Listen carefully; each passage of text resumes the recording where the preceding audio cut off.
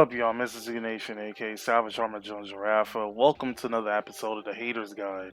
I'm gonna just be real with you. I'm going through like a lot of shit right now, and honestly, I'm not really in the mood to be all super happy and all this other stuff like I normally am, or super energetic. So, for one, to everybody, I apologize. But I did want to actually talk about this before it's no longer part of the topic and it becomes like way too late, like a mass majority of the stuff that I'll be doing.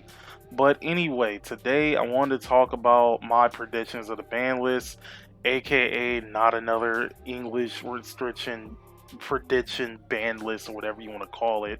Honestly, I wanted to go over what JP did for their ban list, but then I also wanted to add on to what I think they're going to do with the English ban list.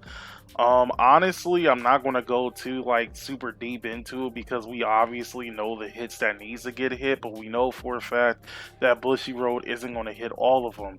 So quickly, let's go over this JP ban list. For standard like overdress format, we got Darkstain Dragon 1, and we got a choice restriction between Magnolia Elder and Inlet Pulse Dragon.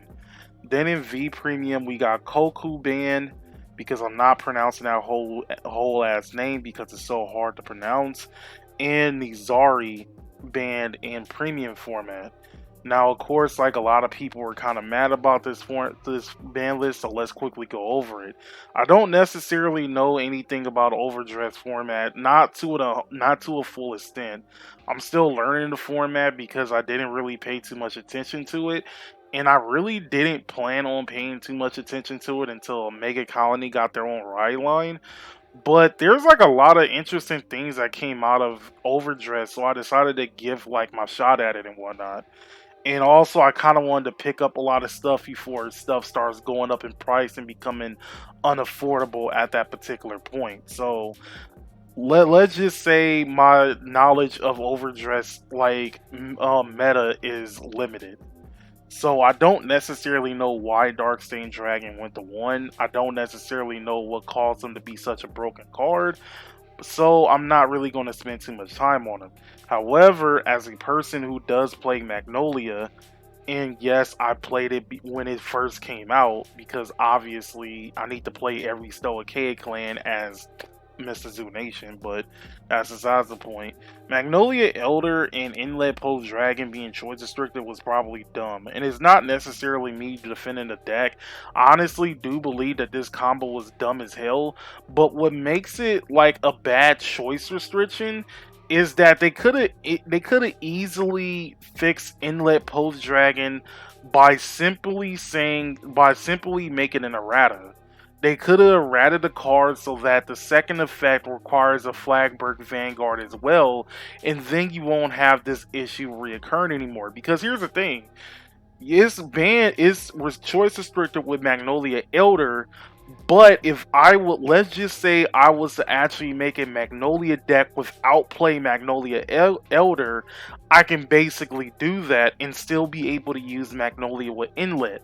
Now, granted, it won't be as strong, it won't be as dominating, and it will be struggling a little bit from time to time, but I will still be able to play it regardless.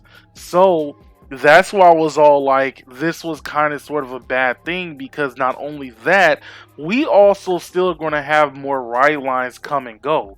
Like we still haven't got the Mega Colony ride line yet, and we still haven't necessarily gotten, and we're going to obviously get like multiple ride lines for Stoicheia as time passes on.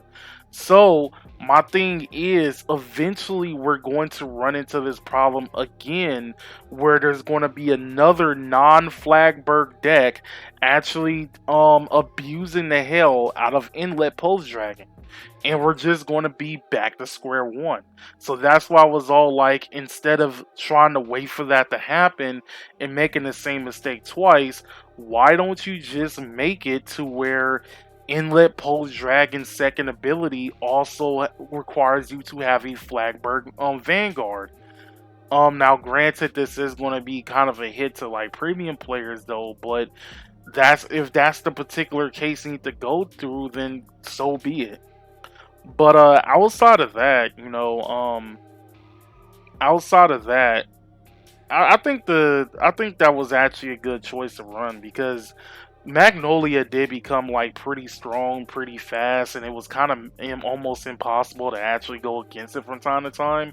So it was understandable that they would actually make this particular hit. Now on the V Premium, you do have Koku that was banned, and at first I was kind of confused as to why, but if you really think about it, this is one of those situations where the card when it first came out really wasn't that great, but then as time went on, there's a couple of support cards that makes it very good now. For a prime example, um Koku required you to discard two Sentinel cards in order to use his ability, as well as require you to put a card that your opponent has on the field back into their hand.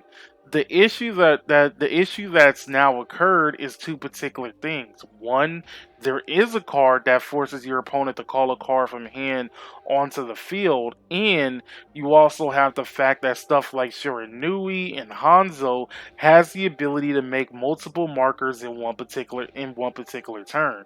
So it's a lot easier to abuse Koku's ability. So it's understandable why they had to ban him now, because we're starting to see this thing where Nubatama has a way to turbo, protect markers out the wazoo. So it's understandable that they had to hit it now, because it's like, oh, at first you really wasn't getting that many sentinels in hand, and it usually ended up like as a second or third turn thing, and now he's starting to get out of hand to where it's almost impossible to actually not use his ability now. But then now you also have the premium ban, which is Nizari. Now, at first I was kind of wondering, like, why in the hell would they ban this of all things? And to be honest, I still don't know. Because, like, I understand the card is dangerous. You Soul Blast 3 grade 3s, and your opponent is forced to um, discard 6 cards in hand. But the problem with this card is that there's no restriction onto how many times you can do this. So I mean, you're basically just trying to put as many grade 3s into the soul as possible just to abuse the living hell out of this thing. And then unlike Koku, you don't necessarily need to bounce something back into your opponent's hand in order to use it too. It's just, oh, Soul Blast 3 grade 3s and you're able to use this particular ability. I honestly, I think that was definitely the wrong choice, because there's obviously way worse stuff to actually happen. But if I remember correctly from what I've been hearing from some people from the community, Japan doesn't really care too much about premium format like English format does. So basically, overall, now that we're a little bit caught up, let me explain, in my personal opinion, what would be my predictions, another prediction video to the English ban list. I honestly feel like everything that showed up on the JP ban list is going to be the exact same thing. But I also do feel like that there's going to be extras specifically towards V Premium and Premium format.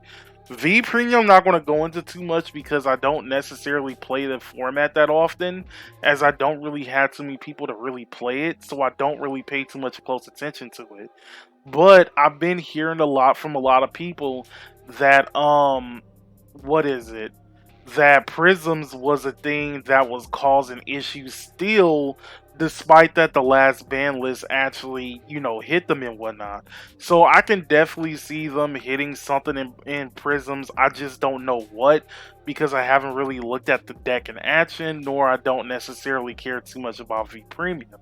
Premium format, however, you know for a fact that they're probably going to hit Nightmare Dolls. You know for a fact that they're probably going to hit Order Colony. And they might be generous and hit Stunverse. But I think the conflict, in my personal opinion, comes on depending on which cards will actually hit. So for a prime example, Nightmare Dolls. Jenny and Leslie definitely has a possibility of getting hit. The issue is, do you ban Jenny and keep Leslie? Do you ban Leslie and keep Jenny? Or do you ban both straight up altogether, possibly killing off the deck in general? Now, my thing is this: if you ban Jenny, you have the ability to you basically kill off the loop a little bit, but Leslie will still have ways to restand. She won't be restanding as much, but let's be real, this is Pale Moon we're talking about. They're gonna eventually find a way to keep bringing Alice out regardless. So it's like we're going to see this issue where Leslie starts becoming an issue because there's not going to be that many answers to her, and at the same time, even though like the combo isn't 100% free, it's still somewhat there, so it's whatever.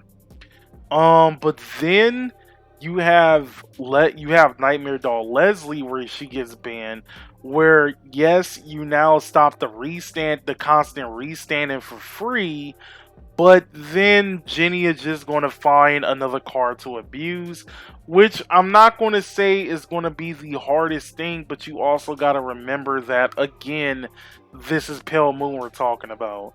Pale Moon will find a way to make loops regardless. I mean, if I had to choose a clan that had the most infinite loops out of any clan in the game, it's definitely Pale Moon. But you also have to put in mind this too: both Jenny and Leslie has not gotten a rework in V Series. And the thing is, we know for a fact that they're probably eventually going to have V Series variants of themselves. And if Bushiroad isn't careful, it most definitely going to revive Nightmare Dolls in premium format. So that's definitely going to be a thing. However, there is also the option of banning outright both of them, which I would not be super surprised if they actually do that, but that's just me. Overall, if they do decide to do that, then the whole deck is dead in general. I don't think that the deck will have competitive viability, but it will still be playable to some extent. If you can make it playable in V Premium, you can probably make it playable in Premium format. It just will not be that good. And not that dominating either. Then there's Order Colony. Now, honestly, there's Ruination that needs to get hit, and a lot of people want Empress Gridor to get hit. In my personal opinion, they should like put Ruination to 0, and they should put Empress Gridor to 1. And I know some people are saying like, oh, you should like ban Gridor altogether. And I'm gonna just be real with you. Normally try to put like my bias out of like everything that I normally say when it comes to stuff like this, but I have to slightly defend Empress Gridor because it wasn't necessarily her fault. That, I mean, trust me, she's definitely getting a lot stronger than she was when she first came out. But it wasn't really her fault that she became so toxic. It was Ruination's fault that the whole deck became toxic. Because let's be real, like let's hypothetically say that Bushiroad keeps Ruination, but doesn't keep like Empress Gridor. Like Empress Gridor goes to 0, she's banned completely, but Ruination is left untouched. Order Colony is not going to be as strong as it was before. Like, let's just be real on that. And I know, like, some people are going to be all like, well, no, that's not necessarily the case. Like, the deck is very strong and whatnot. It's not going to be that strong. Because literally, the only reason why Order Colony was strong in the first place was because Gridor was helping the deck make sure that everything that attacked your opponent was safe.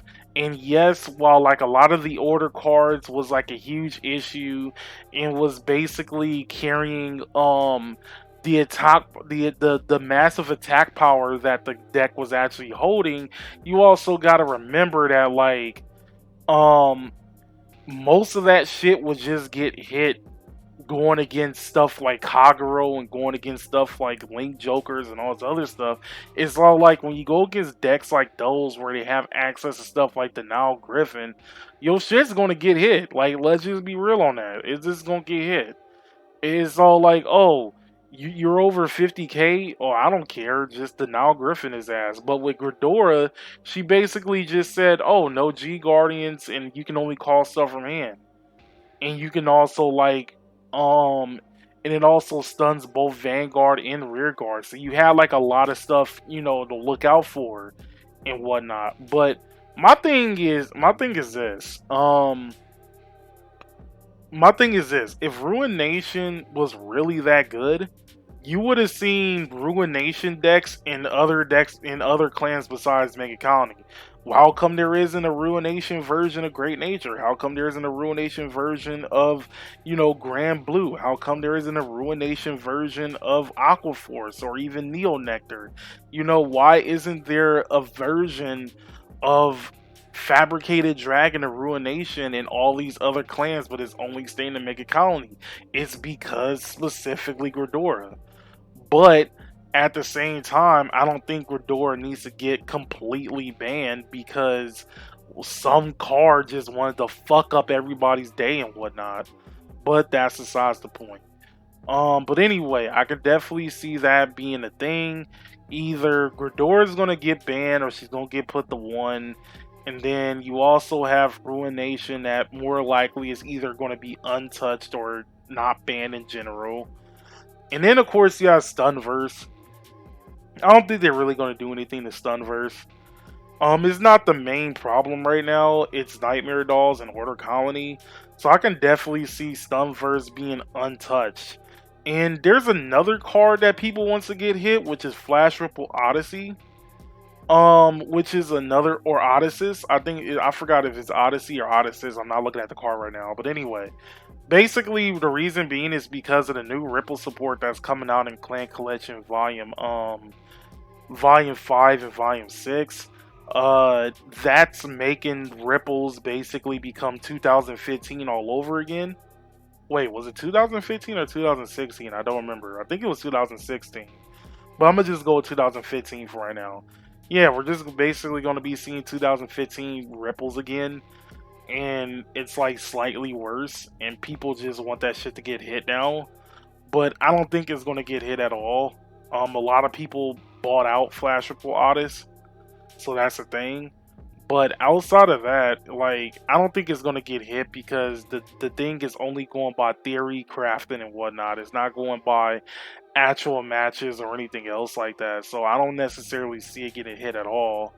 And then, of course, the over triggers. You already know damn well Bushiroad isn't going to ban the over triggers anytime soon. I definitely don't think they're going to do it in Overdress, but if they do decide to hit it in premium format, I will be hella surprised. I will be very surprised. I wouldn't even rejoice in it actually getting hit. I would just be very surprised if they actually decided to hit it. And it's like, if they do decide to hit it, then like good riddance, because I really don't give two shits about the over triggers. They are pretty busted, especially in premium format. But I'm curious to see how the meta is going to go if they do decide to hit it, but we know for damn well that's a pipe dream. But anyway, that's about it. I'm pretty much done right now. Don't really have anything else to say. So my name is Zoo Nation, aka Savage Armor Joe Giraffe, signing out.